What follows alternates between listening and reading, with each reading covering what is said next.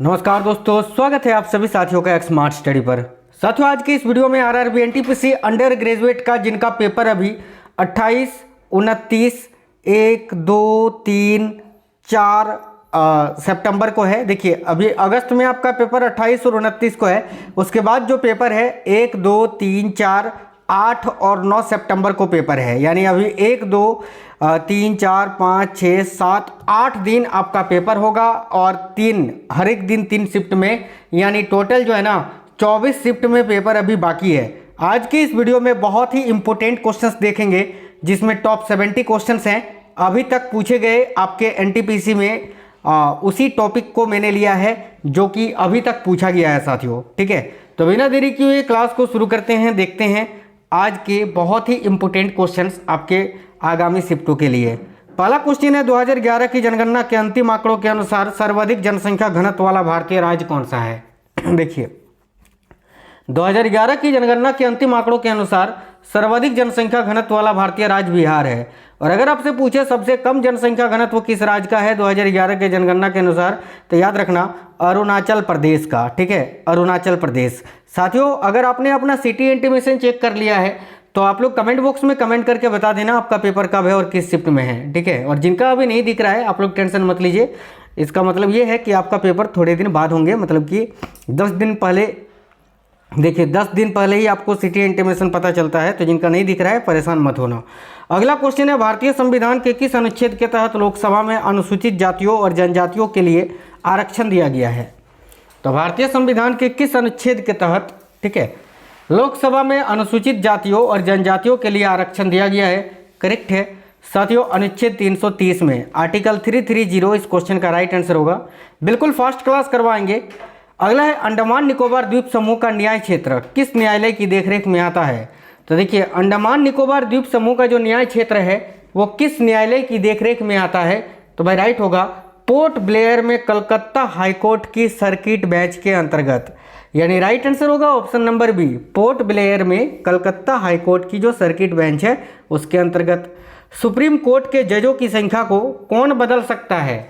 तो भाई supreme court के जजों की संख्या को बदलने का अधिकार या शक्ति किसके पास होती है? तो ये कानून के द्वारा संसद के पास ये शक्ति होती है। करेक्ट आएगा ऑप्शन नंबर बी, कानून द्वारा संसद के पास। दिल्ली को राष्ट्रीय राजधानी प्रदेश संविधान के किस संशोधन से बनाया गया था? तो भाई दिल्ली भारत की राजधानी है और दिल्ली को एनसीटी यानी राष्ट्रीय राजधानी प्रदेश संविधान के किस संशोधन से बनाया गया? वेरी वेरी इंपॉर्टेंट क्वेश्चन है। देखिए, करेक्ट आंसर हो जाएगा 69वें संविधान संशोधन के तहत। करेक्ट आएगा ऑप्शन नंबर बी, 69वां संविधान संशोधन। याद रखिएगा, लोकसभा की सर्वाधिक सीटें अनुसूचित जनजाति को किस प्रदेश में आरक्षित हैं? एसटी को। ठीक है, जो एसटी जनजाति के लोग हैं भाई, लोकसभा की सर्वाधिक सीटें किस राज्य में या प्रदेश में आरक्षित है एसटी के लिए? तो देखिए राइट होगा मध्य प्रदेश में। ऑप्शन नंबर ए करेक्ट होगा मध्य प्रदेश। कृष्ण प्रथम जो राष्ट्रकूट वंश का राजा था उसने निम्नलिखित में से क्या बनवाया? कृष्ण प्रथम जो राष्ट्रकूट वंश का राजा था उन्होंने एलोरा के शिव मंदिर को बनवाया था। तो राइट होगा ऑप्शन नंबर ए, एलोरा के शिव मंदिर को। वल्लभी काल किस काल को कहा जाता है? भाई काफ़ी इंपॉर्टेंट क्वेश्चन है। देखिए, वल्लभी काल इनमें से किस काल को कहा जाता है? याद रखना गुप्त काल को। गुप्तेज करेक्ट आंसर हो जाएगा ऑप्शन नंबर ए। भारत की रुई अन्य रुइयों से अधिक सफ़ेद है, यह विचार किसका था? यानी इस कथन को किसने कहा था? यह किसका मानना था कि भारत की जो रुई है अन्य रुइयों से अधिक सफ़ेद है? याद रखिए मेगास्थनीज का। मेगास्थनीज ने प्रसिद्ध पुस्तक की रचना की थी जिसका नाम है साथियों इंडिका। याद रखेंगे। ठीक है, आगे देखिएगा, अगला क्वेश्चन है, कुषाणों ने किसके सिक्के चलवाए थे? तो वह जो कुषाण शासक थे ना, इन्होंने साथियों किसके सिक्के चलवाए थे? तो करेक्ट आएगा सोने के। Option number A correct answer होगा, सोना करेक्ट आंसर होगा ऑप्शन नंबर। अभिधम्म में कथावत्थु के बारे में किसने लिखा है? काफ़ी अच्छा क्वेश्चन है। तो अभिधम्म में कथावत्थु के बारे में जो है ना मोगलीपुत्र तीस ने लिखा है। मोगलीपुत्र तीस के बारे में आपको बता दें तो देखिए, मोगलीपुत्र तीस जो है ना ये बौद्ध धर्म के भिक्षु और विद्वान थे। वह अशोक के आध्यात्मिक गुरु थे और अशोक के पुत्र महेंद्र के भी आध्यात्मिक गुरु थे। याद रखना। अगला, किस यज्ञ में वैदिक काल में सूरा का प्रयोग किया जाता था? तो भाई कौन सा यज्ञ है जिसमें वैदिक काल में सूरा का प्रयोग किया जाता था? करेक्ट आंसर होगा स्वत्रामणि यज्ञ में। ऑप्शन नंबर ए राइट है, स्वत्रामणि यज्ञ। सोमपुरी विश्वविद्यालय की स्थापना किसने की थी? देखिए ये जो विश्वविद्यालय है सोमपुरी विश्वविद्यालय, इसकी स्थापना भी धर्मपाल ने की थी। ऑप्शन नंबर सी करेक्ट होगा, धर्मपाल। गौतम बुद्ध की माँ महामाया किस वंश से थी? तो गौतम बुद्ध की जो माँ थी महामाया, ये किस वंश की थी? देखिए राइट होगा, कोलिय वंश की। ऑप्शन नंबर बी करेक्ट होगा, कोलिय वंश। देखिए गौतम बुद्ध की माँ महामाया क्षत्रिय वंशी कोलिय वंश की रानी थी और उनका विवाह जो है क्षत्रिय शाक्य वंशी राजा शुद्धोधन से हुआ था। बौद्ध धर्म का कौन सा अंग है जो मूर्ति पूजा में विश्वास नहीं करता है? तो करेक्ट आएगा Hinayana. Option number A correct होगा साथियों, हीनयान। कंथक का गौतम बुद्ध के जीवन में क्या संबंध है? ये कंथक जो है गौतम बुद्ध के जीवन में किस प्रकार संबंध रखता है? तो कंथक जो है ये घोड़ा का नाम था। ऑप्शन नंबर बी करेक्ट होगा, घोड़ा। आगे देखिए, बोगज कोई अभिलेख, अभिलेख होगा, अभिलेख कहाँ खोजा गया? तो ये बोगज कोई जो कि एक अभिलेख है, ये कहाँ पर खोजा गया है? तो इसको टर्की में खोजा गया है साथियों, याद रखना, तुर्की में। ऑप्शन नंबर डी करेक्ट होगा, टर्की। अष्टांग संग्रह की रचना किसने की थी? देखिए अष्टांग संग्रह की रचना जो है ना, ये बाघभट्ट ने की थी, बाणभट्ट नहीं, बाघभट्ट। ऑप्शन नंबर बी करेक्ट होगा, बाघभट्ट। 8वीं सदी में त्रिकोणीय संघर्ष किसके बीच हुआ था? तो 8वीं सदी में ये जो त्रिपक्षीय या त्रिकोणीय संघर्ष हुआ था, ये साथियों देखिए त्रिकोणीय पूछा है ना, त्रिकोणीय, एक आपका त्रिपक्षीय भी है, त्रिकोणीय भी है। तो त्रिकोणीय संघर्ष जो है ये 8वीं सदी में पूछा है। तो चालुक्य, पल्लव और पांड्य के बीच हुआ था। Option number A correct answer हो जाएगा, याद रखिएगा, ठीक है। आगे देखिए, कोरोमंडल शब्द को निम्नलिखित में से किस राज्य से लिया गया है? तो कोरोमंडल तट को जो है ना, ये साथियों याद रखना, चोल राज्य के राज्य से लिया गया है। ऑप्शन नंबर बी करेक्ट होगा, चोल। देखिए आपको बता दें, कोरोमंडल शब्द चोल राज्य से संबंधित है। कोरोमंडल तट भारतीय प्रायद्वीप की दक्षिण पूर्वी तटरेखा को दिया गया नाम है। कौन सा कथन गलत है ये आपको बताना है। तो पांड्य वंश की राजधानी मदुरई थी, ये तो सही है। चेरो की राजधानी वंशी थी, ये भी सही है। विदेह राज्य की राजधानी मिथिला थी, ये भी सही है। यानी कोई भी गलत नहीं है। तो ऑप्शन नंबर डी करेक्ट होगा, कोई नहीं। आगे देखिए, गुप्त राजाओं के बाद किन राजाओं ने गरुड़ को अपना राज्य चिन्ह बनाया था? तो गुप्त राजाओं के बाद किन राजाओं ने गरुड़ को अपना राज्य चिन्ह बनाया था? करेक्ट आएगा, पल्लवों ने। ऑप्शन नंबर ए, पल्लव ने। किस सातवाहन राजा ने सर्वप्रथम राजा के नाम के सिक्के जारी किए थे? तो भाई वह सातवाहन राजा कौन थे जिन्होंने राजा के नाम से सिक्के जारी किए थे? देखिए यहाँ आपका करेक्ट आंसर होगा सतकर्णी प्रथम। ऑप्शन नंबर ए, सतकर्णी प्रथम करेक्ट आंसर हो जाएगा। सातवाहनों ने सबसे अधिक सीसा के सिक्के जारी किए थे, याद रखना। देखिए सातवाहन वंश आंध्र प्रदेश में राज्य करने वाला प्राचीन ब्राह्मण वंश है। इनका राज्य वर्तमान में कर्नाटक से मध्य प्रदेश, गुजरात तक फैला हुआ था। सतकर्णी प्रथम ने सबसे पहले अपने नाम के सिक्के जारी किए थे, याद रखना। योद्धयों का प्रमुख स्थान कहाँ है था? तो योद्धयों का जो प्रमुख स्थान था वो कहाँ था? देखिए राइट होगा, रोहतक में। रोहतक वर्तमान में हरियाणा में स्थित है। आगे देखिए, किस राज्य के राजाओं ने सीरिया के साथ राजनीतिक संबंध बनाए थे? इनमें से किस राज्य के राजाओं ने सीरिया के साथ राजनीतिक संबंध बनाए थे? करेक्ट आएगा, मौर्यों ने। किस राज्य के राजा ने देवपुत्र की उपाधि धारण की थी? तो भाई देवपुत्र की उपाधि कुषाणों ने धारण की थी। ऑप्शन नंबर ए करेक्ट होगा, कुषाणों ने। निर्भर पत्नी और बच्चों को बेसहारा छोड़ भिक्षु बनने के लिए सजा किसने निर्धारित की थी? तो करेक्ट आएगा साथियों, चाणक्य ने। चाणक्य, कौटिल्य, विष्णुगुप्त, जो आप बोल सकते हैं। अगला, 23वें जैन तीर्थकर किस जगह से संबंधित है? 23वें जैन तीर्थकर जो हैं वो थे पार्श्वनाथ, और ये किस जगह से संबंधित थे? करेक्ट आएगा, वाराणसी से। ऑप्शन नंबर बी करेक्ट है, वाराणसी। निम्नलिखित में से ऋग्वेद की शाखा कौन सी है? तो भाई इनमें से ऋग्वेद की शाखा जो है वो है साकल, ठीक है। देखिए ऋग्वेद की बात करें तो विश्व की पहली पुस्तक है। इसकी दो शाखाएं हैं, एक साकल और एक वास्कल, याद रखना। जूनागढ़ अभिलेख में किस शक राजा का नाम दर्ज है? बहुत ही अच्छे क्वेश्चन से, आपके लेवल वाले क्वेश्चन हैं, जिस लेवल से क्वेश्चंस पूछे जा रहे हैं। जूनागढ़ अभिलेख में किस शक राजा का नाम दर्ज है? तो करेक्ट आएगा रुद्रदामन का। रुद्रदामन का जूनागढ़ अभिलेख है ना। भारत का प्रथम शक राजा कौन था? तो भारत का प्रथम शक राजा जो है वो था मौगा। ऑप्शन नंबर ए करेक्ट होगा, मौगा। 190 ईसा पूर्व में बैक्टीरिया के किस यवन राजा ने भारत पर आक्रमण किया था? तो भाई 190 ईसा पूर्व में बैक्टीरिया के किस यवन राजा ने भारत पर आक्रमण किया था? याद रखना डेमेट्रियस ने। ऑप्शन नंबर ए करेक्ट है, डेमेट्रियस। प्रसिद्ध इंडो ग्रीक राजा मिनांडर प्रथम ने अपनी राजधानी कहाँ बनाई थी? तो प्रसिद्ध इंडो ग्रीक राजा जो है मिनांडर प्रथम, इन्होंने अपनी राजधानी कहाँ बनाई थी? याद रखना तक्षशिला में। तक्षशिला करेक्ट होगा। आगे देखिए, किस वंश के राजाओं ने ब्राह्मणों को अनुदान में भूमि दी थी? तो भाई किस वंश के राजा ने ब्राह्मणों को, देखिए राजाओं ने ब्राह्मणों को अनुदान में भूमि दी थी? करेक्ट आएगा सातवाहन वंश ने। सातवाहन वंश करेक्ट आंसर होगा। कौन सा शब्द है जो वेदों और वेदों की शाखाओं को सिखाने के लिए विद्यालय के लिए प्रयोग किया गया है? तो कौन सा शब्द है जो वेदों और वेदों की शाखाओं को सिखाने के लिए विद्यालय के लिए प्रयोग किया गया है? देखिए करेक्ट होगा चरण। ऑप्शन नंबर बी, चरण शब्द का। मेगास्थनीज द्वारा भारत के बारे में कहे गए कथनों में से कौन सा सत्य नहीं है? ए में लिखा है भारत में प्रचुर सोना चांदी तांबा और लोहा है, ये बिल्कुल सही है। भारत में सुव्यवस्थित जाति व्यवस्था है, ये भी सही है। भारत में अक्सर अकाल पड़ता है, ये जो है मेगास्थनीज के द्वारा नहीं कहा गया था, ठीक है, ये सत्य नहीं है। Option number C. बाकी डायनोसियस ने भारत पर आक्रमण किया था, यह भी कथन सत्य है। ऑप्शन नंबर सी गलत है, यही आंसर होगा। कांग्रेस के अधिवेशन की अध्यक्षता करने वाले पहले अंग्रेज कौन थे? तो कांग्रेस के अधिवेशन की अध्यक्षता करने वाले पहले अंग्रेज थे George Yule. Option number A correct है। स्वदेशी का प्रस्ताव कांग्रेस के किस अधिनियम में पारित किया गया था? तो राइट होगा कलकत्ता अधिवेशन 1906 में।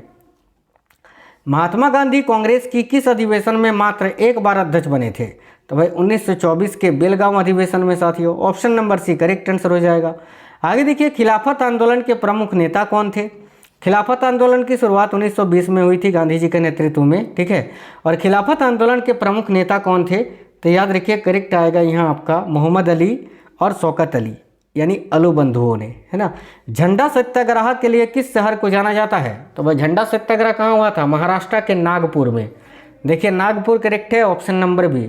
निम्नलिखित में से कौन सा क्रांतिकारी संगठन गुप्त रूप से काम करता था? तो इनमें से कौन सा क्रांतिकारी संगठन है जो गुप्त रूप से काम करता था?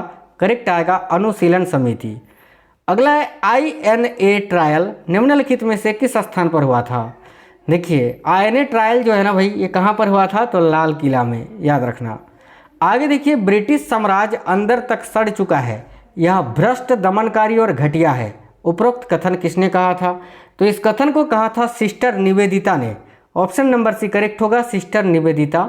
मानवता के लिए एक धर्म, एक जाति और एक ईश्वर का सिद्धांत किसने दिया था?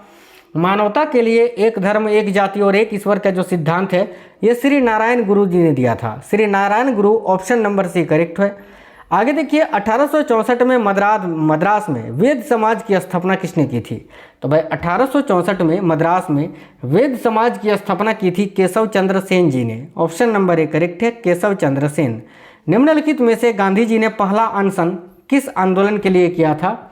तो गांधी जी ने जो पहला अनशन किया था वो 1918 में किया था, अहमदाबाद मिल हड़ताल में। ऑप्शन नंबर सी करेक्ट है, अहमदाबाद मिल हड़ताल।